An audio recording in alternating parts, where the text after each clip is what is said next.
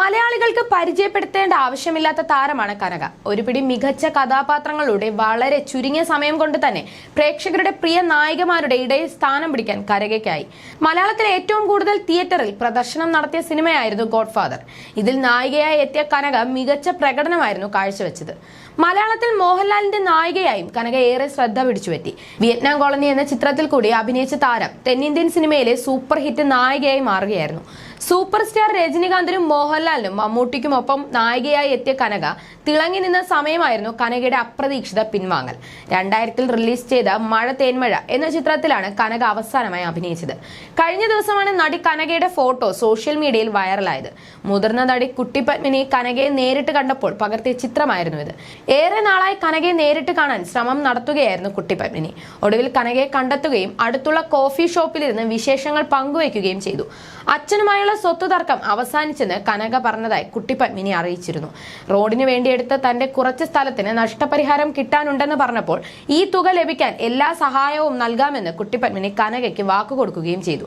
പിന്നീട് ഒരിക്കൽ ഒരു അഭിമുഖത്തിന് ഇരിക്കാമെന്ന് കനക സമ്മതിക്കുകയും ചെയ്തു. എന്നാൽ ഇപ്പോൾ കനക തന്റെ മെസ്സേജുകൾക്കൊന്നും മറുപടി തരുന്നില്ലെന്നാണ് കുട്ടി പത്മിനി പറയുന്നത്. ഒരാൾക്ക് ഏകാന്തത ഇഷ്ടപ്പെട്ടു തുടങ്ങിയാൽ അതിന് മറ്റൊരാൾ തലയിടുന്നത് ഇഷ്ടമില്ലെന്നും കുട്ടി പത്മിനി ചൂണ്ടിക്കാട്ടി.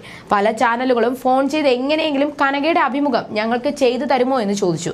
എന്നാൽ കനകയുടെ സ്വകാര്യതയെ താൻ മാനിക്കേണ്ടതുണ്ടെന്നും ഇനി ഇവരെ പോയി ശല്യം ചെയ്യാനില്ലെന്നും കുട്ടി പത്മിനി വ്യക്തമാക്കി. വീട് വളരെ പഴകിയതാണ്. ആ വീട്ടിലെ ഇലക്ട്രിക് വർക്ക്, പ്ലംബിംഗ് എന്നിവയെക്കുറിച്ചൊന്നും അറിയില്ല. ആരാണ് ആ വീട് നിർമ്മിച്ചതെന്നോ എത്ര പഴക്കമുണ്ടെന്നോ അറിയില്ല. ഇതിൽ നിന്നെല്ലാം നീ പുറത്തു വരണം. വിദേശത്ത് യാത്രകൾ പോകണം. കല്യാണം കഴിക്കുകയോ കുട്ടികളെ പ്രസവിക്കുകയോ ചെയ്തിട്ടില്ല. 50 വയസ്സായി. ഇപ്പോൾ പോലും ജീവിതം ആസ്വദിച്ചില്ലെങ്കിൽ എപ്പോൾ ആസ്വദിക്കാനാണെന്ന് താൻ ചോദിച്ചു. ഈ സ്വത്ത് ആർക്ക് കൊടുക്കാനാണ്? കുറഞ്ഞത് നീ ജീവിതം ആസ്വദിക്കുകയെങ്കിലും ചെയ്യുമെന്നും ഉപദേശിച്ചു. വിദേശത്തേക്ക് പോകാൻ വളരെ ഇഷ്ടമാണെന്ന് കനക പറഞ്ഞു. പക്ഷെ കനക തന്നെ മുന്നോട്ട് വരണം. സഹായങ്ങൾ നമുക്ക് ചെയ്യാൻ പറ്റും. ഷോർട്സ്: എന്തെങ്കിലും സഹായം ചോദിച്ചാൽ ചെയ്തു കൊടുക്കാൻ പറ്റും. പക്ഷേ പൂട്ടിയിട്ട വീട്ടിലേക്ക് കടന്നു കയറുന്നത് ശരിയല്ല. എന്നെ വിശ്വസിച്ച് എപ്പോൾ സഹായം ചോദിക്കുന്നോ അപ്പോൾ മാത്രമേ ഇടപെടാൻ പറ്റൂ. ഒരുപക്ഷെ കനകയ്ക്ക് സുഹൃത്തുക്കൾ ഉണ്ടാകാം. കനക ഒറ്റയ്ക്കാണെന്ന് നമ്മൾ കരുതുകയല്ലേ? ആരെങ്കിലും അവരെ സഹായിക്കുന്നുണ്ടാവും. ഇത്രയും കാലം കോടതിയിൽ പോയി വന്നതാണ്. കേസ് തീർപ്പാക്കുന്നത് വരെ വക്കീലുമായി കോണ്ടാക്ട് ഉണ്ടായിരിക്കുമല്ലോ. അതിനാൽ കനകയ്ക്ക് വേണമെന്ന് തോന്നുമ്പോൾ അവർ കോണ്ടാക്റ്റിൽ വരുമെന്ന് കരുതുന്നു. ഇതിൽ കൂടുതൽ കനകയെ ഞാൻ നിർബന്ധിക്കില്ല.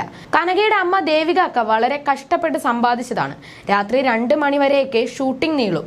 വീണ്ടും 4 മണിക്ക് എഴുന്നേറ്റ് കുളിച്ച് 6 മണിക്കുള്ളിൽ സെറ്റിൽ വരണം. ദേവികയ്ക്ക് മാത്രമല്ല, അക്കാലത്തെ എല്ലാ ആർട്ടിസ്റ്റുകളും അങ്ങനെയാണ് ജോലി ചെയ്തത്. അത്രയും കഷ്ടപ്പെട്ട് മകൾക്ക് വേണ്ടി ദേവിക സമ്പാദിച്ചിട്ടുണ്ട്.